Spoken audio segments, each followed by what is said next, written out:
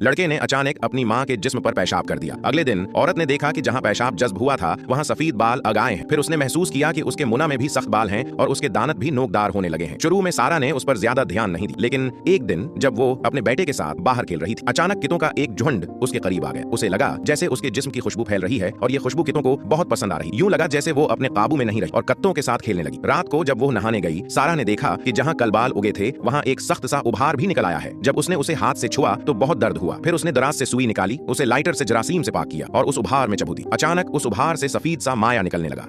फिर उसने अपनी अंगली अंदर डाली और अंदर से काफी सारे बाल निकाल। अगले दिन सारा ने बार बार बाहर कितों की भौंकने की आवाजें सुनी। जब वो उठकर दरवाजा खोलती है तो देखती है कि कत्तों का झुंड उसका इंतजार कर रहा है। वो मुस्कुराती हुई उनकी तरफ बढ़ती है, लेकिन अचानक ये कत्ते उस पर पागलों की तरह झपट पड़ते हैं। असल में ये सब कुछ पिछली रात का ख्वाब था। सारा ने जब ये ख्वाब अपने बेटे को सुनाया तो बेटा पत्ता नहीं कहां से एक चूहा ले आया। सारा ने कहा उसे फौरन छोड़ दो, लेकिन बेटा भाग गया और वो भी उसके पीछे निकल गई। जो मंजर उसने बाहर देखा वो खौफनाक था। उसके घर के दरवाजे पर जानवरों की लाशों का ढेर लगा। तब उसे एहसास हुआ कि पिछली रात जो कुछ हुआ था वो ख्वाब नहीं बल्कि हकीकत। ये सारे शिकार उसने और कितों ने मिलकर किए थे। अगले दिन सारा की हालत फिर बिगड़ गई। जब उसने अपनी कमीज खोली तो देखा कि उसके जिस्म पर जानवरों के घुंसले जैसे उभार उग आए हैं। अब सारा को शक होने लगा कि कहीं वो आहिस्ता आहिस्ता कत्ते में तब्दील तो नहीं हो रही। चंद दिनों में उसका रवैया मजीद बदलने लगा। जब वो बाहर खाना खा रही थी तो सीधा हाथों से खाने पर झपट पड़ी। उसका बेटा भी अपनी माँ की नकल करने लगा। सारा पागलों की तरह चीखती और खाती जैसे वो खुद को कितों की दुनिया में ले गई हो। ये अजीब मंजर देखकर सड़क के उस पार के लोग भी उसे घूरने लगे। वो अपनी हरकतों पर काबू पाने की कोशिश करती रही, मगर फिर अचानक उसने बाहर कितों की भूनकने की आवाज सुनी। उसने खाना छोड़ा और फौरन बाहर निकल गई। अब वो तेजी से चलने लगी, फिर भागने लगी, बिल्कुल कत्ते की तरह। जमीन पर खुशबू सौंघते हुए उसने साफ महसूस किया कि अब वो मुकम्मल तौर पर कत्ते में तब्दील हो